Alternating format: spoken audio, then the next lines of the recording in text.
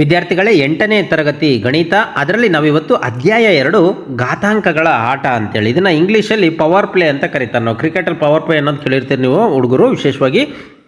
ಅದರಲ್ಲಿ ಪುಟ ಸಂಖ್ಯೆ 21ರಿಂದ 23ರವರೆಗಿನ ಪರಿಕಲ್ಪನೆಗಳನ್ನು ಈ ವಿಡಿಯೋದಲ್ಲಿ ನಾವು ತಿಳ್ಕೊಳ್ಳೋಣ. ಮೊದಲನೇದಾಗಿ ಘಾತಗಳ ಆಟವನ್ನು ಅನುಭವಿಸೋದು ಅಂತ. ಒಂದು ಅಸಾಧ್ಯವಾದ ಸಾಹಸ ಏನು ಅಂತಂದರೆ, ಎಷ್ಟು ಸಾಧ್ಯವೋ ಅಷ್ಟು ದೊಡ್ಡದಾದ ಹಾಳೆಯನ್ನು ತೆಗೆದುಕೊಳ್ಳೋದು, ಅದನ್ನೊಮ್ಮೆ ಮಡಚಿಬಿಟ್ಟು ಅದನ್ನು ಮತ್ತೆ ಮಡಚೋದು. ಒಂದ್ರ ಮೇಲೆ ಒಂದರಂತೆ ಎಷ್ಟು ಬಾರಿ ಮಡಚ್ಬೋದು, ಅದಕ್ಕೆ ಎಷ್ಟು ಅನ್ನೋನು ಹೇಳ್ತಾನೆ. ಒಂದು ಕಾಗದದ ಹಾಳೆಯನ್ನು 7ಕ್ಕಿಂತ ಹೆಚ್ಚು ಬಾರಿ ಮಡಚಲಿಕ್ಕೆ ಸಾಧ್ಯ ಇಲ್ಲ ಅಂತ ಹೇಳ್ತಾನೆ. ನೀವು ಬೇಕಾದ್ರೆ ಇದನ್ನು ಟ್ರೈ ಮಾಡಿ, ಒಂದು ಕಾಗದವನ್ನು ಮ್ಯಾಕ್ಸಿಮಮ್ ಎಷ್ಟು ಬಾರಿ ಮಡಚ್ಬೋದು ಅಂತ. ಅದಕ್ಕೆ ರಾಕ್ಸಿ ಹೇಳ್ತಾಳೆ, ನಾವು ವೃತ್ತಪತ್ರಿಕೆ ಅಂದರೆ ನ್ಯೂಸ್ ಪೇಪರ್ ಅಥವಾ ಟಿಶ್ಯೂ ಪೇಪರ್ ರೀತಿಯ ಕಾಗದವನ್ನು ಬಳಸಿದ್ರೆ ಸುಲಭವಾಗಿ 7ಕ್ಕಿಂತ ಜಾಸ್ತಿ ಮಡಚ್ಬೋದಲ್ಲ ಅಂತ ಹೇಳ್ತಾಳೆ. ಈಗ ನೀವು ಅಷ್ಟೇ ವಿವಿಧ ರೀತಿ ಕಾಗದಗಳನ್ನು ತೆಗೆದುಕೊಂಡು ಮಡಚಲಿಕ್ಕೆ ಪ್ರಯತ್ನ ಮಾಡಿರಿ, ಎಷ್ಟು ಸರಿ ಮಡಚ್ಬೋದು ಅಂತೇಳಿ. ಈಗ ನೋಡಿರಿ, ಒಂದು ಪೇಪರನ್ನು ಮಡಿಸ್ತಾ ಹೋಗೋಣ. ಒಂದು ಸರಿ ಫೋಲ್ಡ್ ಮಾಡಿದೆ, 2 ಸರಿ ನಾನು ಫೋಲ್ಡ್ ಮಾಡಿದ್ದೀನಿ. ಈಗ 3ನೇ ಸರಿ ಫೋಲ್ಡ್ ಮಾಡ್ತಾ ಇದ್ದೀನಿ. 3ನೇ ಫೋಲ್ಡ್ ಇದು. ಈಗ 4ನೇ ಸರಿ ಫೋಲ್ಡ್ ಮಾಡಿದೆ, ಅಂದರೆ ಒಂದು ಪೇಪರನ್ನು 4 ಸರಿ ಫೋಲ್ಡ್ ಮಾಡಿದ್ದೀನಿ. ಇದು ನೀವು ಎಕ್ಸಾಮ್ ಬರೀತಕ್ಕಂಥ ಶೀಟ್ ಇದು. ನೆಕ್ಸ್ಟ್ 5ನೇ ಸರಿ ಫೋಲ್ಡ್ ಮಾಡಿದೆ. ಎಷ್ಟನೇ ಸರಿ ಇದು? 5ನೇ ಸರಿ ಫೋಲ್ಡ್ ಮಾಡ್ತಾ ಇದ್ದೀನಿ ನೋಡಿ. 5ನೇ ಸರಿ ಫೋಲ್ಡ್ ಮಾಡಿದೆ. ಈಗ 6ನೇ ಸರಿ ಮ್ಯಾಕ್ಸಿಮಮ್ ಫೋಲ್ಡ್ ಮಾಡಿದೆ. 6ನೇ ಸರಿ. ಈಗ ನೋಡಿ, ಈ ರೀತಿ ಮಾಡಿದ್ರೆ ಶಕ್ತಿ ಎಲ್ಲ ಪ್ರಯೋಗ ಮಾಡಿದ್ರೆ ಮ್ಯಾಕ್ಸಿಮಮ್ 7 ಸರಿ ಒಂದು ಪೇಪರನ್ನು ಫೋಲ್ಡ್ ಮಾಡಿದ್ರೆ, ಅಂದರೆ ಇಲ್ಲಿ ಹೇಳ್ದಂಥದ್ದು ನಿಜ ಅಂತ. ಈಗ ನಾವು ಟ್ರೈ ಮಾಡೋಣ. ಒಂದು ದೊಡ್ಡ ಪೇಪರ್ ತೊಗೊಂಡ್ರೆ, ಇನ್ನೂ ಚಿಕ್ಕದಾದಂಥ ಒಂದು ದೊಡ್ಡ ಪೇಪರ್, ಒಂದು ಇಮೇಜಿನ್ ಒಂದು ನ್ಯೂಸ್ ಪೇಪರ್ ತೊಗೊಂಡ್ರೆ ಇದನ್ನ ಎಷ್ಟು ಸರಿ ಫೋಲ್ಡ್ ಮಾಡ್ಬೋದು ನೋಡಿ. 1 ಸರಿ ಫೋಲ್ಡ್ ಮಾಡಿದೆ, 1 ಸರಿ ಫೋಲ್ಡ್ ಮಾಡಿದೆ. 2ನೇ ಸರಿ ಫೋಲ್ಡ್ ಮಾಡಿದೆ, 2ನೇ ಸರಿ ಫೋಲ್ಡ್ ಮಾಡಿದೆ. ಈಗ ನೋಡಿ, 3ನೇ ಸರಿ ಫೋಲ್ಡ್ ಮಾಡಿದೆ. 3ನೇ ಸರಿ ಫೋಲ್ಡ್ ಆದಮೇಲೆ 4ನೇ ಸರಿ ಫೋಲ್ಡ್ ಮಾಡ್ತಾ ಇದ್ದೀನಿ. ಇದು 4ನೇ ಫೋಲ್ಡ್, ಇದು 4ನೇ ಮಡಿಕೆ. ಈಗ 5ನೇ ಸರಿ ಫೋಲ್ಡ್ ಮಾಡಿದೆ, 5ನೇ ಸರಿ ಫೋಲ್ಡು. ಈಗ 6ನೇ ಸರಿ ಫೋಲ್ಡ್ ಮಾಡ್ತಾ ಇದ್ದೀನಿ ನೋಡಿ. 6ನೇ ಸರಿ ಫೋಲ್ಡು ನೋಡಿ, ಇದು 6ನೇ ಸರಿ ಫೋಲ್ಡ್ ಆಯಿತು. ಈಗ 7ನೇ ಸರಿ ಫೋಲ್ಡು ಮಾಡಿದೆ ನೋಡಿ. 7ನೇ ಸರಿ ಫೋಲ್ಡು ನೋಡಿ. ಈಗ 8ನೇ ಸರಿ ನೋಡಿ, ಬಹಳ ಕಷ್ಟಪಟ್ಟು ಈ ರೀತಿ ಮಾಡ್ಬೋದು. ಅಂದರೆ ಇಲ್ಲಿ ಹೇಳ್ತಾರೆ, ಒಂದು ವೇಳೆ ಒಂದು ಕಾಗದವನ್ನು 40 ಬಾರಿ ನಾವೇನಾದರೂ ಫೋಲ್ಡ್ ಮಾಡಿದ್ರೆ ಚಂದ್ರನನ್ನು ತಲುಪುವಷ್ಟು ದೊಡ್ಡದಾಗತ್ತೆ ಅಂತ ಹೇಳ್ತಾರೆ. ಅದಕ್ಕೆ ಇನ್ನೊಬ್ಬ ಹೇಳ್ತಾನೆ, ಅದು ಉಚಿತನ, ಕೇವಲ 40 ಬಾರಿ ಒಂದು ಪೇಪರನ್ನು ಮಡಚಿಬಿಟ್ರೆ ಆಗತ್ತಾ? 46ರ ಮುಂದೆ ಬರುವ ಹಲವಾರು ಸೊನ್ನೆಗಳನ್ನು ನಿರ್ಲಕ್ಷಿಸಿರ್ಬೋದು ಅಂತ. ಅಂದರೆ 0 ಬಿಟ್ಟು ಹೇಳ್ತಿದ್ದೀನಿ ನೀನು ಅಂತ ಇವನು ಹೇಳ್ತಾನೆ. ಸರಿ, ನೀವೇ ಅದನ್ನು ಏಕೆ ಕಂಡುಹಿಡಿಬಾರ್ದು ಅಂತ ಕೊಟ್ಟಿದ್ದಾರೆ. ಸೊ ಅದನ್ನು ನಾವು ಲೆಕ್ಕ ಮಾಡ್ತಾ ಹೋಗೋಣ ಇಲ್ಲಿ. ಈಗ ನಿಮಗಿಷ್ಟು ಬಂದಷ್ಟು ಸಾರಿ ಕಾಗದದ ಹಾಳೆಯನ್ನು ಮಡಚ್ಬೋದು ಅಂತ ಇಟ್ಕೊಳ್ಳೋಣ. 30 ಸಾರಿ ಮಡಚಿದ್ರೆ ಅದರ ದಪ್ಪ ಎಷ್ಟಾಗ್ಬೋದು ಅಂತ ಊಹಿಸಿರಿ ಅಂತ ಹೇಳಿದ್ದಾರೆ. ಒಂದು ವೇಳೆ ಕಾಗದ ದಪ್ಪ 0.001 ಸೆಂಟಿಮೀಟ್ರ್ ಅಂತ ಭಾವಿಸಿದ್ರೆ ಅದರ ದಪ್ಪ 46 ಬಾರಿ ಮಡಚಿದ ಮೇಲೆ ಎಷ್ಟಾಗಿರುತ್ತೆ ಅಂತ ನಾವು ಕಂಡುಹಿಡ್ಕೊಳ್ತಾ ಹೋಗೋಣ. ಲೆಕ್ಕವನ್ನು ಮಾಡೋಣ ನೋಡಿ. 1 ಸಾರಿ ಮಡಚಿದಾಗ ಎಷ್ಟು ಬರುತ್ತೆ? ಅದರ ದಪ್ಪ 0.002. ಅದು ಫಸ್ಟ್ ಸಾರಿ ಮಡಚಿದಾಗ ನೋಡಿ, ಅದೆಷ್ಟು? 1, ಹೌದಾ? ಹಾಗಾಗಿ ಇಲ್ಲಿ 0.001, ಹೌದಾ? ಇದು ಇಷ್ಟು. ಇದನ್ನು 1 ಸಾರಿ ಮಡಚಿದಾಗ, 1 ಸಾರಿ ಅಂತಂದರೆ ಇದನ್ನು ಡಬಲ್ ಅಲ್ವಾ? ಡಬಲ್ ಮಾಡ್ತೀವಿ ನಾವು, ಅಂದರೆ ಮಡಿಸ್ತೀವಿ. ಸೊ ಹಂಗಾಗಿ ಇದನ್ನು ನಾವೇನು ಮಾಡಬೇಕು? 2ರಿಂದ ಗುಣಿಸ್ತೀವಿ. 2ರಿಂದ ಗುಣಿಸಿದಾಗ ನೋಡಿ, 2 1 2, ಉಳಿದಿದ್ದು 2 0 ಹಂಗೆ ಇರ್ತವೆ, ಪಾಯಿಂಟ್ ಇಷ್ಟಾಗುತ್ತೆ. ಸೊ ಅದನ್ನು ಇಲ್ಲಿ ಹೇಳಿದ್ದಾರೆ ನೋಡಿ. 1 ಸಾರಿ ಮಡಿಸಿದಾಗ ಅದರ ದಪ್ಪ ಎಷ್ಟಾಗುತ್ತೆ? 0.002 ಆಗುತ್ತೆ. ಇನ್ನು 2 ಸಾರಿ ಮಡಿಸಿದಾಗ ಈ 4ಅನ್ನು ಡಬಲ್ ಮಾಡಿ ನೀವು ಅಷ್ಟೇ. ಏನಾಗುತ್ತೆ? 2ಅನ್ನು ಡಬಲ್ ಮಾಡಿ 4 ಆಗುತ್ತೆ. 4ಅನ್ನು ಡಬಲ್ ಮಾಡಿ 8 ಆಗುತ್ತೆ. 8ಅನ್ನು ಡಬಲ್ ಮಾಡಿ 16 ಆಗುತ್ತೆ. 16ಅನ್ನು ಡಬಲ್ ಮಾಡಿದ್ರೆ 32 ಆಗುತ್ತೆ. 5ನೇ ಸರಿ ಇದನ್ನು ಬರ್ಕೊತ ಹೋಗ್ಬಿಡಿ. ನೆಕ್ಸ್ಟ್ ಡಬಲ್ ಮಾಡ್ಕೊತ ಹೋಗಿ. 32ಅನ್ನು ಡಬಲ್ ಮಾಡಿದ್ರೆ 64 ಆಗುತ್ತೆ. 64ಅನ್ನು ಡಬಲ್ ಮಾಡಿದ್ರೆ ನೋಡಿ, ಇಲ್ಲಿ 128 ಆಗುತ್ತೆ. ಇಲ್ಲಿ ಸೆಂಟಿಮೀಟರ್ ಅಂತ ಕೊಟ್ಟಿದ್ದಾರೆ, ಸ್ಟಾರ್ಟಿಂಗ್ಗೆ ಅವ್ರು ಕೊಟ್ಟಿರೋದ್ರಿಂದ ನಾವು ಸೆಂಟಿಮೀಟರ್ ತೊಗೋಬೇಕು. ಇನ್ನು 128ಅನ್ನು ಡಬಲ್ ಮಾಡಿದ್ರೆ 256 ಆಗುತ್ತೆ. ಅದು ಎಷ್ಟನೇ ಸ್ಟೆಪ್ಪು ಅಂತ ನೀವು ಬರ್ಕೊಂತ ಹೋಗಿ, ನಂತರ ಅದನ್ನು ಡಬಲ್ ಮಾಡ್ಕೊತ ಹೋಗಿ. ಇನ್ನು 256ಅನ್ನು ಡಬಲ್ ಮಾಡಿದ್ರೆ 512 ಆಯಿತು. 512ಅನ್ನು ಡಬಲ್ ಮಾಡಿದ್ರೆ ನೋಡಿ, ಇಲ್ಲಿ 512ಅನ್ನು ಡಬಲ್ ಮಾಡಿದ್ರೆ 512 ಡಬಲ್ ಮಾಡಿದ್ರೆ 4 2 5 5 10 10 24 ಆಯಿತು ಅಲ್ವಾ? ಪಾಯಿಂಟು ಗೊತ್ತಾಗುತ್ತೆ ನಿಮಗೆ. ಪಾಯಿಂಟು ಎಷ್ಟು? 0 ಪಾಯಿಂಟ್ ಇರೋದ್ರಿಂದ ಇಲ್ಲಿ ನಾವೇನು ಮಾಡೋಣ? ಪಾಯಿಂಟ್ ಈ ಕಡೆ ಇದೆ. ಸೊ ಒಂದಾದ್ಮೇಲೆ ಬರುತ್ತೆ, ಅಂದರೆ ಒಂದು ಪಕ್ಕ ಬರುತ್ತೆ. ಅಲ್ಲಿಗೆ 1.024 ಆಯಿತು. ಇದನ್ನು ಡಬಲ್ ಮಾಡಿದ್ರೆ 2000 ಆಗುತ್ತೆ. ಹೌದಾ, 2ನ್ನು 4 ಆಯಿತು, 4ನ್ನು 8 ಆಯಿತು, 8 16 ಆಯಿತು. ಕುಡ್ಕೊಂತ ಹೋಗೋದಷ್ಟೇ, ಇದಕ್ಕೆ ಇದೇ ಸಂಖ್ಯೆಯನ್ನು ಕುಡ್ಕೊಂತ ಹೋಗೋದು. 16ಕ್ಕೆ ಮತ್ತು ಅದನ್ನೇ ಕೂಡಿದ್ರೆ 32 ಆಯಿತು. 32 ಇದನ್ನು 7 6 8 ಇದನ್ನು ಡಬಲ್ ಮಾಡಿದ್ರೆ 65 ಆಗುತ್ತೆ. 65ನ್ನು ಡಬಲ್ ಮಾಡಿದಾಗ 131. ನೋಡಿ ಇಲ್ಲೊಂದು ಪಾಯಿಂಟ್ ಕೊಟ್ಟಿದ್ದಾರೆ. ಹೌದಾ, ಸಿಂಬಲ್ ಏನಿದೆ ಈ ರೀತಿ ಸಿಂಬಲ್ ಕೊಟ್ಟಿದ್ದಾರೆ. ಇದು ಅಪ್ರಾಕ್ಸಿಮೇಟ್ಲಿ ಅಂತ ಅಂದರೆ ಅಂದಾಜು ಬೆಲೆ ಅನ್ನೋ ಅರ್ಥ ಬರುತ್ತೆ. ಅಂದರೆ ಆಲ್ಮೋಸ್ಟ್ ಅರೌಂಡ್ ಅಂತೇಳಿ. ಈಗ ಅಂಗಡಿಯಲ್ಲಿ ಚಿಲ್ಲರೆ ಕೊಡ್ತಾರೆ ನೋಡ್ರಿ, ರೌಂಡ್ ಫಿಗರ್ ಚಿಲ್ಲರೆ ಕೊಡ್ತಾರಲ್ಲ, ತಗೊಳ್ರಿ ಅಂತೇಳಿ. ಅಥವಾ ಕಮ್ಮಿ ಇದ್ದರೆ ಏನು ಮಾಡ್ತಾರೆ, ಕಮ್ಮಿ ಇಸ್ಕೊಳ್ತಾರಲ್ಲ, ಆ ರೀತಿ ರೌಂಡ್ ಫಿಗರ್ ಅಂದಾಜು ಅಂತೇಳಿ ಕರೀತಾರೆ. ನೋಡಿ, ಈಗ ಕೆಳಗಿನ ಕೋಷ್ಟಕವನ್ನು ಭರ್ತಿ ಮಾಡಿ ಅಂತ ಕೊಟ್ಟಿದ್ದಾರೆ. ಈಗ 18ನೇ ಮಡಿಕೆಯಲ್ಲಿ 262, ಇದು ಆಲ್ಮೋಸ್ಟ್ ಅಂತೇಳಿ 262 ಆಯಿತು. ನೆಕ್ಸ್ಟ್ 19ನೇ ಮಡಿಕೆಯಲ್ಲಿ ನೋಡಿ, 19ನೇ ಮಡಿಕೆಯಲ್ಲಿ 262 262 ಎರಡನ್ನೂ ಆ್ಯಡ್ ಮಾಡಿದ್ರೆ 4 6 12 10 1 500 524 ಆಯಿತು. 524 ಸೆಂಟಿಮೀಟ್ರ್. ನೆಕ್ಸ್ಟ್ 524 ಸೆಂಟಿಮೀಟ್ರ್ ಇದನ್ನು ಡಬಲ್ ಮಾಡಿದಾಗ ನೋಡಿ 8, ಇದು 4, ಇದು 5 5 10. ಈಗ ನೋಡಿ ಇಲ್ಲಿ 10.4 ಮೀಟ್ರು ಅಂತ ಇಟ್ಟಿದ್ದಾರೆ. ಇದು ಸೆಂಟಿಮೀಟ್ರ್ ಆಗಿದೆ ನೋಡಿ, ಬುಕ್ಕಲ್ಲಿ ಟೆಕ್ಸ್ಟ್ ಬುಕ್ಕಲ್ಲಿ ತಪ್ಪು ಕೊಟ್ಟಿದ್ದಾರೆ, ಹಾಗಾಗಿ ಇದನ್ನು ಮೀಟ್ರ್. ಇದು ಹೆಂಗಪ್ಪ ಮೀಟ್ರು ಅಂತಂದರೆ ನೋಡಿ, ನಮಗೆ ಗೊತ್ತಿದೆ 1 ಮೀಟ್ರು ಅಂತಂದರೆ 100 ಸೆಂಟಿಮೀಟ್ರು, ಅಂದರೆ 100 ಸೆಂಟಿಮೀಟ್ರ್ 1 ಮೀಟ್ರು. ಸೊ ಹಂಗಾದರೆ 1 ಸೆಂಟಿಮೀಟ್ರ್ ಅಂದರೆ ಎಷ್ಟು, 1/100 ಮೀಟರ್, 1/100 ಮೀಟ್ರು. ಅಂದರೆ ಇದರ ಅರ್ಥ ನೋಡಿ 1048ನ್ನು 100ರಿಂದ ಭಾಗಿಸ್ಬೇಕು. ಭಾಗಿಸಿದ್ರೆ ನೋಡಿ 2 0 ಇದೆ. ಸೊ ಹಂಗಾಗಿ 2 ಸಂಖ್ಯೆ ಆದಮೇಲೆ ಅಂದರೆ 48 ಪಕ್ಕ ಇಲ್ಲಿ, ಅಂದರೆ 4 ಪಕ್ಕ ಪಾಯಿಂಟ್ ಬರುತ್ತೆ. ಸೊ ಅಲ್ಲಿಗೆ 10.48 ಅಂತ ಇಟ್ಟಿದ್ದಾರೆ. ಸೊ ಹಂಗಾಗಿ ರೌಂಡ್ ಫಿಗರ್ ಆಗಿರೋದ್ರಿಂದ ಹೆಂಗೆ ಮಾಡಿದರೆ 10.4 ಅಂತ ಇಟ್ಟಿದ್ದಾರೆ ಇಲ್ಲಿ. ಓಕೆ, ಸೊ 10.4 ಆಯಿತು. ಈಗ ಈ 10.4ನ್ನು ಡಬಲ್ ಮಾಡೋಣ. ಸೊ 10.4ನ್ನು ಡಬಲ್ ಮಾಡಿದಾಗ ನೋಡಿ 10.4 10.4, ಸೊ 4 4 8, ಇದು 20. ಸೊ ನೋಡಿ 5ಕ್ಕಿಂತ ಜಾಸ್ತಿ ಇದ್ದರೆ, ಪಾಯಿಂಟ್ ಆದಮೇಲೆ 5ಕ್ಕಿಂತ ಜಾಸ್ತಿ ಇದ್ದರೆ ನಾವು ರೌಂಡ್ ಫಿಗರಾಗಿ ಏನು ಇಡ್ಬೋದು, 21 ಅಂತ ಹೇಳ್ಬಿಡೋಣ. ಸೊ ಅಂದರೆ 21ನೇ ಮಡಿಕೆಯಲ್ಲಿ 20, ಅದರ ದಪ್ಪ, ಪೇಪರ್ನ ದಪ್ಪ ಎಷ್ಟಾಗುತ್ತೆ, 21 ಮೀಟ್ರ್ ಆಗುತ್ತೆ. ಸೊ ಇದನ್ನು ನೆನ್ಪಿಟ್ಕೊಳ್ಳಿ. ಸೊ ಈಗ ಇನ್ನು 21 ಅಂತಂದರೆ 22ನೇ ಸ್ಟೆಪ್ಪಲ್ಲಿ ಏನಾಗುತ್ತೆ, 22ನೇ ಸ್ಟೆಪ್ಪಲ್ಲಿ ಅದನ್ನೇ ಕೂಡೋಣ. 21 ಕೂಡಿದ್ರೆ 42 ಆಯಿತು. ಸೊ ಹಾಗಾಗಿ ರೌಂಡ್ ಫಿಗರ್ ಎಷ್ಟಿದು, 42 ಆಯಿತು. ನೋಡಿ 42 ಮೀಟ್ರು. ಈ 42ನ್ನು ಮತ್ತೆ ಡಬಲ್ ಮಾಡಿದ್ರೆ, ಹೌದಾ, 42ನ್ನು ಡಬಲ್ ಮಾಡಿದ್ರೆ ಎಷ್ಟಾಯಿತು, 84 ಮೀಟ್ರ್ ಆಯಿತು. ನೋಡಿ 84 ಮೀಟ್ರು. ಈ 84ನ್ನು ಡಬಲ್ ಮಾಡಿದ್ರೆ ಎಷ್ಟಾಗುತ್ತಪ್ಪ, 84ನ್ನು ಡಬಲ್ ಮಾಡಿದ್ರೆ ನೋಡಿರಿ 4 4 8, ಇಲ್ಲೇ ಆ್ಯಡ್ ಮಾಡೋಣ. 84 84 ಅಲ್ಲಿಗೆ 8 8 16, 168 ಆಯಿತು. 168 ಮೀಟ್ರು. ಈ 168 ಮೀಟ್ರ್ ಇದನ್ನು ಮತ್ತೆ ಡಬಲ್ ಮಾಡೋಣ. ನೋಡಿ ಇಲ್ಲಿ 168 168 ಆ್ಯಡ್ ಮಾಡಿದ್ರೆ 8 8 16, 10 1 6 6 12 1 13, 10 1 3, 336 ಆಗುತ್ತೆ. ಸೊ ಹಂಗಾಗಿ 336 ಮೀಟ್ರು. ಈ 336ನ್ನು ಮತ್ತೆ ಡಬಲ್ ಮಾಡೋಣ. 336 336 ಇದನ್ನು ಡಬಲ್ ಮಾಡಿದಾಗ 6 6 12, 10 1 7,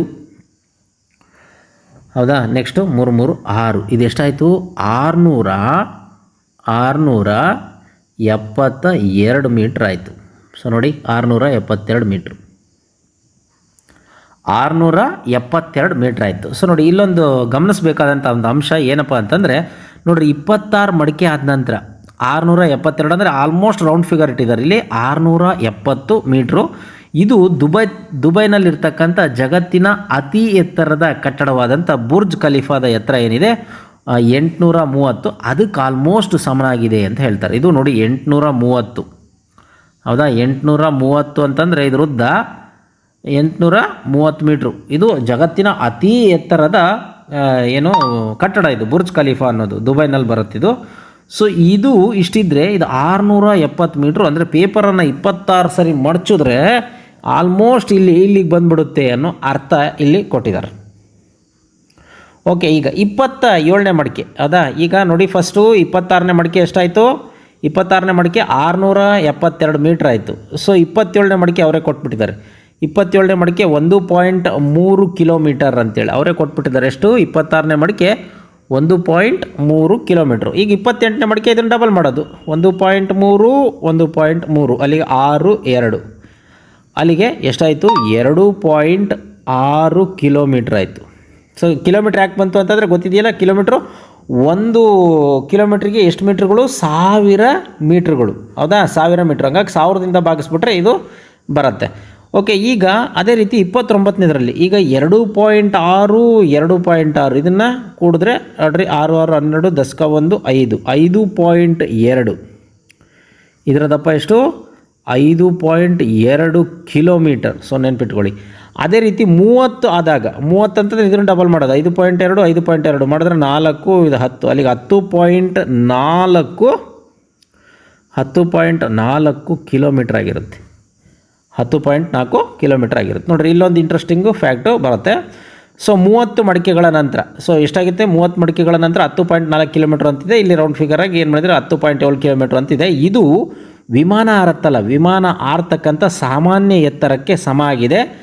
ಅನ್ವೇಷಣೆಯ ಪ್ರಕಾರ ಸಾಗರಗಳಲ್ಲಿ ಅತ್ಯಂತ ಆಳವಾದ ಸ್ಥಳ ಮರಿಯಾನಾ ಟ್ರೆಂಚ್ ಅಂತೇಳಿ ನೋಡಿ, ಇದು ಇಷ್ಟು ಫುಲ್ಲು ಕೆಳಗಿರ್ತಕ್ಕಂಥದ್ದು. ಈ ಮರಿಯಾನಾ ಟ್ರೆಂಚು 11 ಕಿಲೋಮೀಟ್ರು ಆಳ ಇದೆ. ಅಂದರೆ ಒಂದು ಪೇಪರನ್ನು 30 ಬಾರಿ ಮಡಚಿದಾಗ ಇದು ಎಷ್ಟು ಆಳ ಇದೆಯೋ ಅಷ್ಟಕ್ಕೆ ಆಲ್ಮೋಸ್ಟ್ ಅಂದರೆ 10.7 ಕಿಲೋಮೀಟ್ರ್ ಅಷ್ಟು ಉದ್ದ ಇರುತ್ತೆ ಅಂತೇಳಿ. ಅಂದರೆ ತೋರಿಸ್ಲಿಕ್ಕೆ ನಿಮಗೆ ಎಷ್ಟು ಆಳ ಇದೆ ಅಥವಾ ಎಷ್ಟು ಎತ್ತರ ಇದೆ ಅಂತ ನೋಡ್ರಿ. ವಿಮಾನ ಹಾರ್ತಕ್ಕಂಥದ್ದು 10 ಕಿಲೋಮೀಟ್ರು ನೋಡ್ರಿ, 10 ಕಿಲೋಮೀಟ್ರ್ ಎತ್ತರದಲ್ಲಿ ವಿಮಾನ ಹಾರ್ತಕ್ಕಂಥದ್ದು ಅಂದರೆ ಅಷ್ಟು ದಪ್ಪ ಆಗಿರುತ್ತೆ ಪೇಪರು ಅಂತ. 30 ಮಡಿಕೆ ಮಾಡಿದ್ರೆ ಅಷ್ಟು, ಬಟ್ ಮಾಡಲಿಕ್ಕೆ ಸಾಧ್ಯ ಇಲ್ಲ. ಮ್ಯಾಕ್ಸಿಮಮ್ 4 ಮಾಡ್ಬೋದು ಅಷ್ಟೇ ನೀವು, ಬಟ್ ಅಷ್ಟು ಮಾಡಲಿಕ್ಕೆ ಸಾಧ್ಯ ಇಲ್ಲ. ಮಾಡಿದ್ರೆ ಅಷ್ಟು ಆಗುತ್ತೆ ಅಂತ ಹೇಳೋದು ಇದರ ಒಂದು ಉದ್ದೇಶ ಆಗಿದೆ.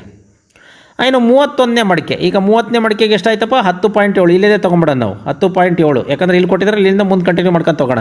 ನೀವು ಮತ್ತೆ ಕೌಂಟ್ ಮಾಡಿಬಿಡ್ರಿ ಸರ್, ಅಲ್ಲೊಂದು ಬರೆದ್ರಿ ಇಲ್ಲೊಂದು ಬರೆದ್ರಿ ಅಂತ. ಇದು ಅಂದಾಜು ಬೆಲೆ ಆಗಿರೋದ್ರಿಂದ ಆಲ್ಮೋಸ್ಟ್ ಇರಬೇಕು. ಇಲ್ಲಿ ನೋಡಿರಿ 10.7 ಅದಕ್ಕೆ 30ನೇದಕ್ಕೆ ಎಷ್ಟು 10.7 ಕಿಲೋಮೀಟ್ರು. ಸೊ 31ನೇದಕ್ಕೆ ಇದನ್ನು ಡಬಲ್ ಮಾಡೋದು, ಅದು 10.7 10.7 ಅಲ್ಲಿಗೆ 7 7 14 ದಶಕ 1 1 ಹೌದಾ, ಇಲ್ಲಿ 2 21.4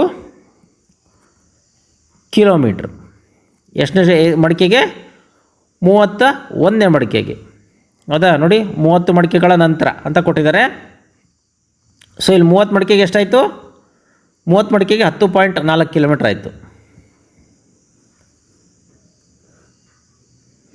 ನೋಡಿ ಈಗ ಅದೇ ರೀತಿ 32ನೇದು ಹೌದಾ. ಈಗ 31ನೇದು ಎಷ್ಟು 10.7 10.7 ಕೂಡಿದ್ರೆ 21.4 ಆಯಿತು. ಈಗ 32ನೇದು ಇದನ್ನು ಡಬಲ್ ಮಾಡೋದು, ಅದು 21.4 21.4 ಅಲ್ಲಿಗೆ 4 4 8 1 1 2 4 42.8 ಆಯ್ತಿದೆ. ಎಷ್ಟಿದು 42.8 ಕಿಲೋಮೀಟ್ರು. ಈಗ 33ನೇದು ಇದನ್ನು ಡಬಲ್ ಮಾಡೋದು 42.8 42.8 8 8 16 ದಶಕ 1 4 1 5 ಪಾಯಿಂಟ್ ಇಲ್ಲಿ 4 4 8 85.6 ಆಯ್ತಿದೆ. ಎಷ್ಟಾಯಿತು 85.6 ಕಿಲೋಮೀಟರ್. ಸೊ ಅದೇ ರೀತಿ 85.6 ಇಂಟು 85.6 ನಾವು ಕೂಡಿದ್ರೆ ಅಲ್ಲಿಗೆ 6 6 12 ದಶಕ 1 10 1 11 ದಶಕ 1 8 8 16 1 17 ಅಲ್ಲಿಗೆ 171.2 ಆಯಿತು. ಇದೆಷ್ಟು 171.2 ಕಿಲೋಮೀಟ್ರ್. ಇದು ನೆನ್ಪಿಟ್ಕೊಳ್ಳಿ, ಮೀಟ್ರಲ್ಲ ಸೆಂಟಿಮೀಟ್ರಲ್ಲ. ಸೊ ಅದೇ ರೀತಿ 35 171.2 ಅಲ್ಲಿಗೆ 4 ಇಲ್ಲಿ 2 ಇಲ್ಲಿ 7 7 14 ದಶಕ 1 3 342.4 ಆಗುತ್ತೆ. ನೋಡಿ ಇದೆಷ್ಟಿದು 342.4 ಕಿಲೋಮೀಟ್ರು. ಅದೇ ರೀತಿ 36ನೇದು ಕೇಳಿದ್ದಾರೆ. 36ನೇದು ಎಷ್ಟು ಅದನ್ನು ಮಾಡ್ಕೊಳ್ತಾ ಹೋಗೋಣ. ನೋಡಿ 36ನೇದು ಇದೆಷ್ಟಿದು 342.4 342.4 ಅಲ್ಲಿಗೆ 8 ಇದು 8 ಪಾಯಿಂಟ್ ಇದು 4 8 ಇದು 6 ಅಲ್ಲಿಗೆ ಎಷ್ಟಾಗುತ್ತಿದ್ರು ದಪ್ಪ 684.8 ಕಿಲೋಮೀಟ್ರ್ ಆಗುತ್ತಿದೆ. ಎಷ್ಟನೇ ಸ್ಟೆಪ್ಪಿಗೆ 36ನೇ ಸ್ಟೆಪ್ಪಿಗೆ. ನೋಡಿ ನೆನ್ಪಿಟ್ಕೊಳ್ಳಿ 36ನೇ ಮಡಿಕೆಗೆ.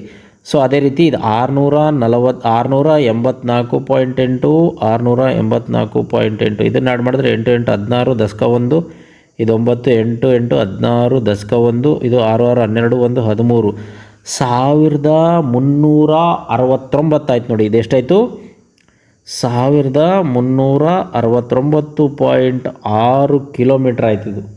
ಸೊ ಈಗ ಇದನ್ನು 1369.6 ಇದನ್ನು ಆ್ಯಡ್ ಮಾಡಿದ್ರೆ 6 6 12 ದಶಕ 1 ಇಲ್ಲಿ ಪಾಯಿಂಟ್ ಇದೆ, ಪಾಯಿಂಟು 9 2 18 ಹೌದಾ 18 ದಶಕ 1 19 ಆಯಿತು. 19 ದಶಕ 1 6 6 12 1 13 ದಶಕ 1 7 ಇಲ್ಲಿ 2 ಅಲ್ಲಿಗೆ ಎಷ್ಟಾಯಿತು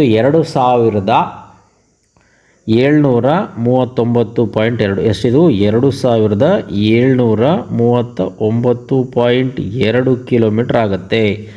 ಸೊ ಇದನ್ನು ಮತ್ತೆ ಡಬಲ್ ಮಾಡಿದ್ರೆ ಇಲ್ಲಿ ಮಾಡೋಣ ನೋಡಿ, ಎಷ್ಟು 2739.2 2739.2 ಇಲ್ಲಿಗೆ 4 ಆಯಿತು. 9 2 18 ದಶಕ 1 ಇಲ್ಲಿ 6 1 7 7 7 14 ದಶಕ 1 ಇಲ್ಲಿ 5 ಅಲ್ಲಿಗೆ ಎಷ್ಟಾಯ್ತಿದು ನೋಡಿ 5478.4 ಕಿಲೋಮೀಟ್ರ್ ಆಯಿತು. ಇದು ಎಷ್ಟನೇದಕ್ಕೆ 39ನೇ ಮಡಿಕೆಗೆ 39ನೇ ಮಡಿಕೆಗೆ 5478.4 ಕಿಲೋಮೀಟ್ರ್ ಆಯಿತು. ಇದನ್ನು ಮತ್ತೆ ಡಬಲ್ ಮಾಡೋಣ, 5478.4 ಇದನ್ನು ಡಬಲ್ ಮಾಡಿದ್ರೆ 8 8 8 16 ದಶಕ 1 7 7 14 1 15 ದಶಕ ಇಲ್ಲಿ 8 8 1 9 ಇಲ್ಲಿ 10 ಅಲ್ಲಿಗೆ ಪಾಯಿಂಟು ಎಷ್ಟಾಯಿತು 10,956 ಆಯಿತು. ನೆನ್ಪಿಟ್ಕೊಳ್ಳಿ 10,956.8 ಆಯಿತು. ಈಗ 41ನೇ ಮಡಿಕೆಗೆ ನೋಡಿ 10,956.8 ಇಲ್ಲಿ 8 8 16 ದಶಕ 1 13 ದಶಕ 1 11 ದಶಕ 1 18 1 19 ದಶಕ 1 ಇಲ್ಲಿ 1 ಅಲ್ಲಿ 2 ಸೊ ಅಲ್ಲಿಗೆ ಎಷ್ಟಾಯ್ತು ನೋಡ್ರಿ 21,000 ಎಷ್ಟಿದು 21,913.6 ನೋಡಿ ಮಕ್ಕಳೇ. ಇಲ್ಲಿ ಏನು ಎಷ್ಟು ಅಂತಂದರೆ ನಮ್ಮ ಏನು ಭೂಮಿ ಇದೆಯಲ್ಲ, ಭೂಮಿಯ ವ್ಯಾಸ ಇದೆಯಲ್ಲ, ಇದು ಭೂಮಿಯ ವ್ಯಾಸ ಮ್ಯಾಕ್ಸಿಮಮ್ ಎಷ್ಟಪ್ಪ ಅಂತಂದರೆ 12,800 ಕಿಲೋಮೀಟ್ರ್ ಐತೆ. ಅಂದರೆ ಭೂಮಿಯ ಒಂದು ತುದಿಯಿಂದ ಇನ್ನೊಂದು ತುದಿ ಹೋಗ್ತಕ್ಕಂಥ ದೂರ ಎಷ್ಟಪ್ಪ ಅಂತಂದರೆ 12,800 ಕಿಲೋಮೀಟ್ರ್. ಇಲ್ಲಿ 41 ಮಡಿಕೆ ನಾವೇನಾದ್ರು ಮಾಡಿದ್ರೆ ಭೂಮಿಯ 2 ಪಟ್ಟು ಆಲ್ಮೋಸ್ಟು ಭೂಮಿಯ 2 ಪಟ್ಟು ದಪ್ಪ ಆಗಿಬಿಡುತ್ತೆ ಅನ್ನೋ ಅರ್ಥ. ಯಾವುದೋ ಒಂದು ಚಿಕ್ಕ ಪೇಪರು ಇಲ್ಲಿ ನಾವು ತಿಳ್ಕೊಬೋದು. ಓಕೆ, ಅದೇ ರೀತಿ 42ನೇ ಸ್ಟೆಪ್ಪು ನೋಡಿ 21,913.6 ನೋಡಿ 6 6 12 ದಶಕ 1 ಇಲ್ಲಿ 7 ಪಾಯಿಂಟ್ ಇದೆ, ಇಲ್ಲಿ 2 9 2 18 ಇಲ್ಲಿ ದಶಕ 1 ನೋಡಿ 3 ಇಲ್ಲಿ 4 ಅಲ್ಲಿಗೆ ಎಷ್ಟಾಯ್ತು ನೋಡ್ರಿ 43,000 ಇದು ಕಿಲೋಮೀಟ್ರ್. ಇಲ್ಲಿ ನೋಡಿ ಇಲ್ಲಿ ಕಿಲೋಮೀಟ್ರ್ ಬರಿಬೇಕು ನೋಡಿ, ಇದೆಷ್ಟಾಯಿತು 43,827.2 ಕಿಲೋಮೀಟರ್. ಈಗ 43ನೇ ಮಡಿಕೆಗೆ ಎಷ್ಟಾಗುತ್ತೆ ಇದನ್ನು ಡಬಲ್ ಮಾಡೋದಷ್ಟೇ. ಮತ್ತೆ ನೋಡಿ 2 2 4 ಇಲ್ಲಿ 7 2 14 ದಶಕ 1 ಇಲ್ಲಿ 5 8 2 16 ದಶಕ 1 ಇಲ್ಲಿ 7 4 4 8 ಅಲ್ಲಿಗೆ ಎಷ್ಟಾಯ್ತು ನೋಡಿ 87,654.4 ಕಿಲೋಮೀಟ್ರ್ಗಳಾಗ್ತವೆ 43ನೇ ಸ್ಟೆಪ್ಪಿಗೆ. ಸೊ ಇದನ್ನು ಮತ್ತೆ ಡಬಲ್ ಮಾಡಿದ್ರೆ 87,654.4 ಮಾಡಿದ್ರೆ 4 4 8 ಇಲ್ಲಿ 4 4 8 ಪಾಯಿಂಟ್ ಇಡೋಣ 0 ದಶಕ 1 12 1 13 ದಶಕ 1 7 7 14 1 15 ದಶಕ 1 8 8 16 1 17 ಅಲ್ಲಿಗೆ 1,00,000 ನೋಡಿ 1,75,308.8 ಕಿಲೋಮೀಟರ್. ಸೊ ಇಷ್ಟು ದೂರ 44ನೇ ಸ್ಟೆಪ್ಪಿಗೆ. ಇನ್ನು 45ನೇ ಸ್ಟೆಪ್ಪಿಗೆ ಎಷ್ಟಾಗುತ್ತೆ ನೋಡಿರಿ, ಇಲ್ಲೇ ಮಾಡೋಣ ನೋಡಿ. ಇನ್ನು 45ನೇ ಸ್ಟೆಪ್ಪಿಗೆ 1,75,308.8 1,75,308.8 8 8 16 ದಶಕ 1 8 8 16 1 17 ಇಲ್ಲಿ 1 ಇಟ್ಟರೆ 1 ಆಗುತ್ತೆ, ಇಲ್ಲಿ 6 ಇಲ್ಲಿ 5 5 10 0 ದಶಕ 1 7 7 14 1 15 ದಶಕ 1 ಅಲ್ಲಿಗೆ 3 ಅಲ್ಲಿಗೆ 3,00,000 ನೆನ್ಪಿಟ್ಕೊಳ್ಳಿ 3,50,617.6 ಕಿಲೋಮೀಟ್ರ್ ಆಗತ್ತೆ. ಎಷ್ಟನೇ ಸ್ಟೆಪ್ಪಿಗೆ 45ನೇ ಮಡಿಕೆ ಅಂದರೆ ಪೇಪರನ್ನು 45 ಸರಿ ಮಡಚಿದ್ರೆ 3,50,617.6 ಕಿಲೋಮೀಟ್ರ್ ಆಗತ್ತೆ ಅಂತ ಅರ್ಥ. ಹಾಗಾದರೆ 46ನೇ ಸ್ಟೆಪ್ಪಿಗೆ ಸೊ ನೋಡಿ 46ನೇ ಸ್ಟೆಪ್ಪಿಗೆ ಇದನ್ನು ಡಬಲ್ ಮಾಡಿ ಅಲ್ಲಿಗೆ ಎಷ್ಟಾಯಿತು 7,00,000 ಕಿಲೋಮೀಟ್ರ್ ಆಗುತ್ತೆ. ಸೊ ನೋಡಿ ಅದನ್ನೇ ಇಲ್ಲಿ ಹೇಳಿದ್ದಾರೆ, ಕೇವಲ 46 ಮಡಿಕೆಗಳ ನಂತರ ಅದರ ದಪ್ಪ ನೋಡ್ರಿ ಇಲ್ಲಿ ಕನ್ನಡದಲ್ಲಿದೆ ಅಂಕೆ 7,00,000 ಕಿಲೋಮೀಟ್ರಿಗಿಂತ ಹೆಚ್ಚು ಎನ್ನುವ ಅಂಶವನ್ನು ನಾವು ಜೀರ್ಣಿಸ್ಕೊಳ್ಳಿಕ್ಕೆ ಕಷ್ಟ ಆಗತ್ತೆ ಅಂತ ನೋಡಿ. ಇದು ಅವಳು ಏನು ಸ್ಟಾರ್ಟಿಂಗು ಅಲ್ಲಿ ಏನು ಹೇಳಿದ್ರಲ್ಲ ಅವ್ರು ಏನು ಮಕ್ಕಳು ಹೇಳಿದ್ರಲ್ಲ, ಭೂಮಿಯಿಂದ ಚಂದ್ರಂಗೆ ಮುಟ್ಬೋದು ಅಂತ, ಅದು ಖಂಡಿತ ಮುಟ್ಬೋದು. ಕಾರಣ ಏನಪ್ಪ ಅಂತಂದರೆ, ಭೂಮಿಯಿಂದ ಚಂದ್ರನಿಗೆ ಇರ್ತಕ್ಕಂಥ ದೂರ ಎಷ್ಟು ಗೊತ್ತಾ? ಕೇವಲ 3,85,000 ಕಿಲೋಮೀಟ್ರು. ಎಷ್ಟು? 3,85,000 ಕಿಲೋಮೀಟ್ರು. ಇಲ್ಲಿ 46 ಬಾರಿ ನಾವು ಮಡಚಿಬಿಟ್ರೆ 7 ಲಕ್ಷ ಕಿಲೋಮೀಟ್ರ್, ಅಂದರೆ ಚಂದ್ರನಿಗಿಂತ 2 ಪಟ್ಟು ದೂರ ಹೋಗ್ಬೋದು ಅನ್ನೋದು ಅರ್ಥ. ಸೊ ಇದು ಗುಣಾಕಾರದ ಬೆಳವಣಿಗೆಯ ಸಾಮರ್ಥ್ಯವನ್ನು ತೋರಿಸುತ್ತೆ. ಇದನ್ನು ಘಾತೀಯ ಬೆಳವಣಿಗೆ ಅಂತ ಕರೀತಾರೆ. ಇಂಗ್ಲೀಷಲ್ಲಿ ಎಕ್ಸ್ಪೊನೆನ್ಷಿಯಲ್ ಗ್ರೋತ್ ಅಂತೇಳಿ, ಅಂದರೆ ಡಬ್ ಡಬಲ್ ಆಗ್ತಕ್ಕಂಥದ್ದನ್ನು ಎಕ್ಸ್ಪೊನೆನ್ಷಿಯಲ್ ಗ್ರೋತ್ ಅಂತ. ಸೊ ಇಲ್ಲಿ ಕೊಟ್ಟಿದ್ದಾರೆ, 4 ಮಡಿಕೆ ಆದಾಗ 0.0016 ಅಂದರೆ 0.016 ಸೆಂಟಿಮೀಟ್ರ್ ಇತ್ತು. 5ನೇ ಮಡಿಕೆ ಆದಾಗ ಇದು ಡಬಲ್ ಆಯ್ತು ನೋಡ್ರಿ, 16 32 ಆಯ್ತು ಇದು. ಸೊ ಹೌದಾ, ಹಂಗೆ ಇಲ್ಲಿ ಕೊಟ್ಟಿದ್ದಾರೆ ನೋಡಿ, 3 ಮಡಿಕೆಗಳ ನಂತರ ದಪ್ಪ ಎಷ್ಟಾಗುತ್ತೆ? 8 ಪಟ್ಟು ಜಾಸ್ತಿ ಆಗುತ್ತೆ. ಹೌದಾ, 8 ಪಟ್ಟು. ಹಾಗೆ ಯಾವುದೇ ಹಂತದಿಂದ 10 ಮಡಿಕೆಗಳ ನಂತರ ದಪ್ಪ ಎಷ್ಟಾಗುತ್ತಪ್ಪ ಅಂತಂದರೆ 1024ರಷ್ಟು ಆಗುತ್ತೆ ಅಂತ. ಅಂದರೆ 2ಅನ್ನು 10 ಸಾರಿ ಗುಣಿಸಿದಾಗ ಆಗುತ್ತೆ ಅಂತ. ಸೊ ಇಲ್ಲಿ ನೋಡಿ, 9 ಮಡಿಕೆ ಆದ ನಂತರ, ಅಂದರೆ ಇಲ್ಲಿ 4 ಮಡಿಕೆ ಆದಾಗ ಇಷ್ಟು, 5 ಮಡಿಕೆ ಆದಾಗ ಇಷ್ಟು, 6 ಮಡಿಕೆ ಆದಾಗ ಏನು ನಾವು ಸ್ಟಾರ್ಟಿಂಗ್ ಮಾಡಿದ್ವಲ್ಲ ಅದು 0.512 ಸೆಂಟಿಮೀಟ್ರ್. ಇನ್ನು 10 ಮಡಿಕೆ ಆದ ನಂತರ 1.024 ಸೆಂಟಿಮೀಟ್ರ್ ಅಂತ. ಅಂದರೆ ಪ್ರತಿ ಸಾರಿ 10 ಬಾರಿ 2ಅನ್ನು ಗುಣಿಸಿದಾಗ ಎಷ್ಟಾಗುತ್ತೆಪ್ಪ ಅಂತಂದರೆ, ಎಷ್ಟು ಪಟ್ಟು ದೊಡ್ಡದಾಗುತ್ತೆ ಅಂದರೆ 1024 ಪಟ್ಟದಷ್ಟು ದೊಡ್ಡದಾಗುತ್ತೆ ಅಂತ ಅರ್ಥ. ಇದನ್ನು ನೋಡಿ, ಮಡಿಕೆ 0ಯಿಂದ 10 ಬಾರಿ ಮಡಚಿದಾಗ ಎಷ್ಟಾಯ್ತಪ್ಪ ಅಂತಂದರೆ, ಇಂದಿನ ಇದರಲ್ಲಿ ನಾವು ನೋಡಿದ್ವಿ 1.024 ಸೆಂಟಿಮೀಟ್ರ್ ಆಯಿತು. ಸ್ಟಾರ್ಟಿಂಗ್ ಇದ್ದಿದ್ದು ಅದರ ದಪ್ಪ ಎಷ್ಟು? Paper 0.001 centimetre. ಹಾಗಾಗಿ ಅದರಲ್ಲಿ ಕಳೆದಾಗ ಎಷ್ಟಾಗುತ್ತೆ ಅಂದರೆ 1.023 ಇಷ್ಟು ದಪ್ಪ ಆಗಿರುತ್ತೆ. ಎಷ್ಟು? 10 ಬಾರಿ ಮಡಿಕೆ ಮಾಡಿದಾಗ. ಇದನ್ನು ಎಷ್ಟು ಪಟ್ಟು ಹೆಚ್ಚಾಗುತ್ತೆ ಅಂತಂದರೆ, ಇದನ್ನು ಏನು ಮಾಡಬೇಕು ನೋಡ್ರಿ, ಇದನ್ನು 1.024 ಡಿವೈಡೆಡ್ ಬೈ ಇದರಿಂದ ನಾವು ಡಿವೈಡ್ ಮಾಡಿದ್ರೆ ಎಷ್ಟು ಬರುತ್ತಪ್ಪ ಅಂತಂದರೆ, ಇಲ್ಲೂ 3 ಸಂಖ್ಯೆ ಆದಮೇಲೆ ಪಾಯಿಂಟ್ ಇದೆ, ಇಲ್ಲೂ 3 ಸಂಖ್ಯೆ ಆದಮೇಲೆ ಪಾಯಿಂಟ್ ಇದೆ. ಹಂಗಾಗಿ ಅದನ್ನು ನೆಗ್ಲೆಕ್ಟ್ ಮಾಡಿಬಿಟ್ರೆ ನಾವು ಎಷ್ಟಾಗುತ್ತೆ, ಪಾಯಿಂಟನ್ನು ಈ ಕಡೆ ಇಟ್ಬಿಟ್ರೆ, ಸೊ ಅಲ್ಲಿಗೆ ಎಷ್ಟಾಗುತ್ತೆ ನೋಡಿ, ಇದು 0.1024 ಪಾಯಿಂಟ್ ಬರುತ್ತೆ. ಇದು 1 ಆದಮೇಲೆ ಪಾಯಿಂಟ್ ಬರುತ್ತೆ ಇಲ್ಲಿ. ಸೊ ಅಲ್ಲಿಗೆ 1024 ಪಟ್ಟು ಅಂತ ಗೊತ್ತಾಗುತ್ತೆ.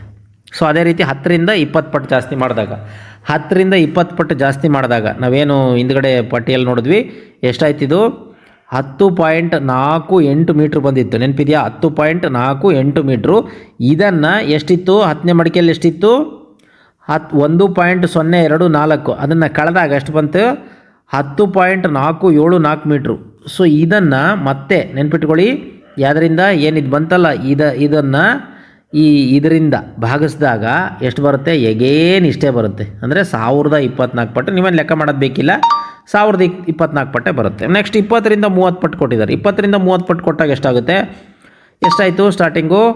ಇದು 10,000 ನೆನ್ಪಿಟ್ಟು ಅಂದರೆ 10.737 ಕಿಲೋಮೀಟ್ರ್ ಆಗುತ್ತೆ. ಎಷ್ಟಿದು? 10.737. ಹಿಂದಿನ ಪಟ್ಟಿಯಲ್ಲಿ ನೋಡಿದ್ವಲ್ಲ ನಾವು, 10.737 ಕಿಲೋಮೀಟ್ರ್ ಆಗಿರುತ್ತೆ.